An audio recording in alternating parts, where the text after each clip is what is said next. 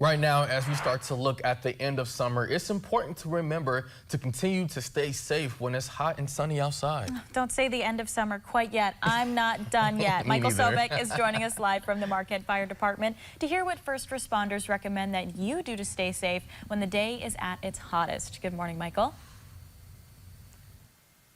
Good morning. Of course, it's a little cool now, but hopefully as we get into the weekend and we enjoy the rest of August, we'll have a few more hot days that might be great for a day at the beach. Now, if you're planning maybe a last trip to the beach, there's some heat reminders we need to talk about because that sun will be out. Now, I have firefighter paramedic Kevin Sarkowski joining me this morning. First of all, thank you for joining me this morning. It's bright and early. Now, before we jump in, we have some of those summer weather still lingering. What does the fire department do when they have a heat emergency response? Sure. So just like any other medical call that we have certain policies and procedures, set through the county. Same thing as the ambulance that shows up.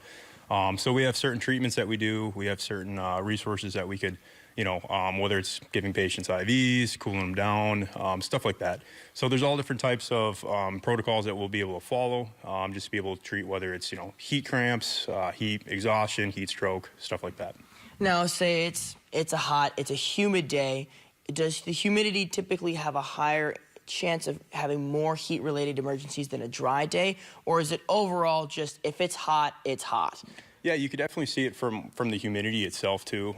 The one thing a lot of people don't realize is even if you're not sweating and doing anything like that's, physically taxing, just the sun alone takes fluids away from you. It can dehydrate you.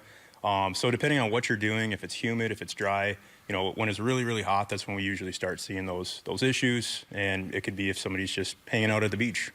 Now, of course, talking about fluids and sweating, we know we have the Marquette Marathon coming up. When it comes to physical activity or even just sitting out in a day on the beach, how important is it to stay hydrated? Very important, yeah. So once again, that sun, it can kind of take a lot out of you. So it can dehydrate you with fluids and stuff. And the body does a pretty amazing thing. We try to find that, they call it like the homeostasis, maintaining that normal balance. So the body will kind of do all different types of things to kind of self-regulate that. So for example, sweating, right?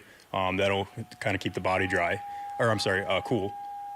But after a while, the body can't really regulate a whole lot anymore. So we always recommend stay hydrated, drink lots of fluids, avoid caffeinated products, alcohol, stuff like that. Stick to your electrolyte fluids, stuff like that, to try to maintain what you are losing. Absolutely. Of course, sports drinks are great. Water is always a great go-to. Coming up in our next segment, we'll keep this conversation going. We'll talk a little bit about some of those things like heat cramps, heat stroke, heat exhaustion, what those all mean, and some ways you can be aware to watch for those symptoms so that way you can respond appropriately. That's all coming up in just a few minutes, so definitely stick around. It's back to you in the studio. All right, Michael, excited to find out the signs and symptoms of those heat-related illnesses that we all need to be mindful of, especially as a lot of races are on the horizon for a lot of our athletes out there. Now, yes, it is still a little chilly outside. We don't have the heat out there this morning. We do have a couple warmer days on the horizon. First, we have to talk about the rain and thunderstorms, though, and I'll do that after the break.